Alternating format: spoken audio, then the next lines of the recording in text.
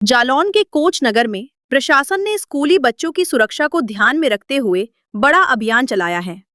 SDM Jyoti Singh के नेतृत्व में एआरटीओ सुरेश कुमार और विनय पांडे की टीम ने स्कूली वाहनों की सघन चेकिंग की। टीम ने वाहनों में fire cylinder, first aid box सहित अन्य सुरक्षा मानकों की जांच की। छोटे वाहनों और बाइकों के भी चालान काटे गए। कोहरे में हादसों को रोकने के लिए 50 ट्रैक्टर ट्रॉलियों पर रिफ्लेक्टर टेप लगाए गए। यातायात नियमों का उल्लंघन करने पर 24 वाहनों के चालान काटे गए। मेन हम लोगों का पर्पज तो पूरे जिले में, जनपद में जहाँ जहाँ जो करते हैं वहाँ हम लोग जा जाके रोड सेफ्टी के सारे नियमों के बारे में लोगों को जागरूक कर रहे हैं।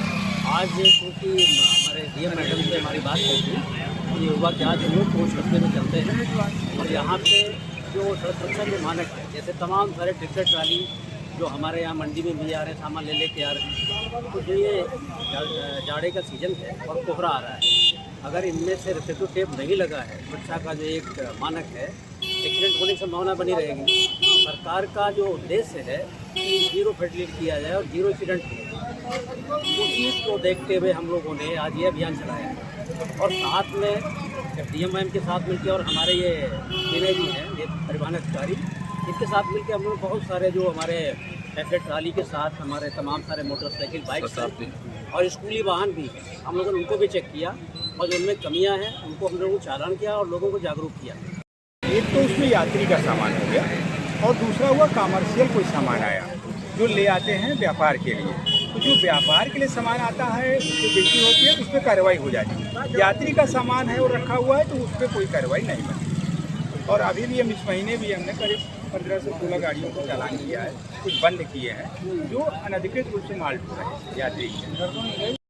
सर्दी की ऋतु है, इसमें अब कोहरा भी आने की संभावना है और व्यापारी जो अभी हमारे यहाँ जो मटर की फसल लेके आएंगे, तो उन्हीं के दृष्टिगत रखते हुए ये जितने भी ट्रैक्टर हैं किसानों के, सभी के वाहनों में हमारे द्वारा रिफ्लेक्टर लगवाया गया है ताकि रात्रि में अगर वे चला रहे हैं वो गाड़ी, तो किसी प्रकार की उनको असुविधा ना हो। जो एक्सीडेंट के केस हैं वो भी ज़्यादातर नहीं होने चाहिए। तो हमारा जो शासन की मंशा है कि जीरो कैजुअल्टी जो एक्सीडेंट्स हों उनको ख़त्म करने का प्रयास है। तो एक भी कैजुअल्टी जीरो रखने के तहत ये एक प्रयास है हमारा। साथ ही हम लोगों ने ये शरद ऋतु के तारतम्य में ये तो किया ही है, साथ में हम लोगों ने स्कूली वाहनों को भी चेक किया है। तो कुछ स्कूली वाहनों में ये सुरक्षा मानक हम लोगों को नियमतः नहीं पाए गए, तो उसके संदर्भ में भी कार्रवाई की गई है।